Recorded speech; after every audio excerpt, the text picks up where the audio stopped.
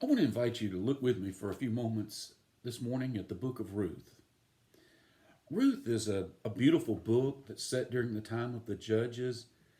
In many ways, it's a heartwarming story. But I want you to think about Naomi. Naomi had left Bethlehem with her husband Elimelech. They'd gone to Moab, and it says they were there about 10 years. While she's in the land of Moab, her husband dies, both her sons die, and she returns to Bethlehem with her daughter-in-law Ruth. When she comes back, it says the people of the city were excited, and the women cried out, verse 19 of chapter 1, "Is this Naomi?" But she said to them, "Do not call me Naomi. Call me Mara, for the Almighty has dealt very bitterly with me. I went out full, and the Lord has brought me home again empty. Why do you call me Naomi, since the Lord has testified against me, and the Almighty has afflicted me?" The name Naomi meant pleasant. But she's come back and she says, "No, call me Mara." The same name that Israel had given to the waters when they came out of Egypt that were bitter. She said, "The Almighty has afflicted me." Now you come to the end of the book. As you've gone through the story of Ruth meeting Boaz, and now they've become married, and they have a child.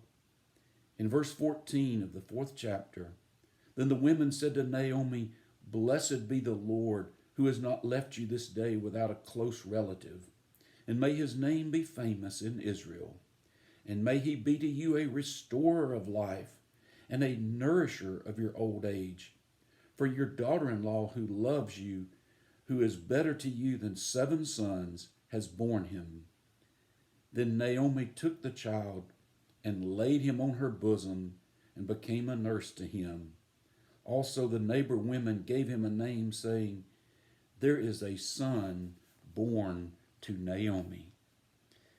The book opens with the story of how that a woman whose name meant pleasant had become bitter, who felt the Lord had abandoned her and afflicted her.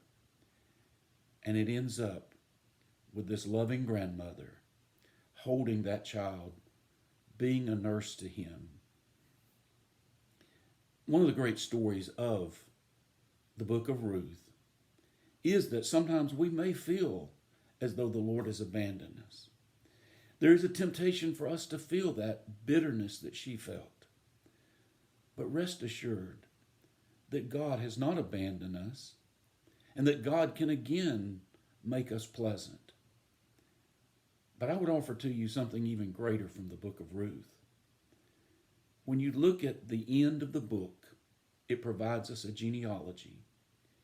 It takes it down to descending from Boaz and Ruth, takes us down to David. David, the genealogy of David, whose son would ultimately be the Christ, the true Redeemer. The bitterness of sin, the unpleasantness of sin is a reality that we all have. But that descendant of Boaz, Ruth, David, Jesus Christ, can take away the bitterness. He can make us pleasant again. We have to come to him. We have to accept his terms. But we do not have to be trapped in the bitterness of sin. Naomi's bitterness in this world was turned to joy. The bitterness of sin in our lives can be made into the pleasantness of forgiveness and the hope of eternal life. If we can help you in that, let us know. Reach out to us.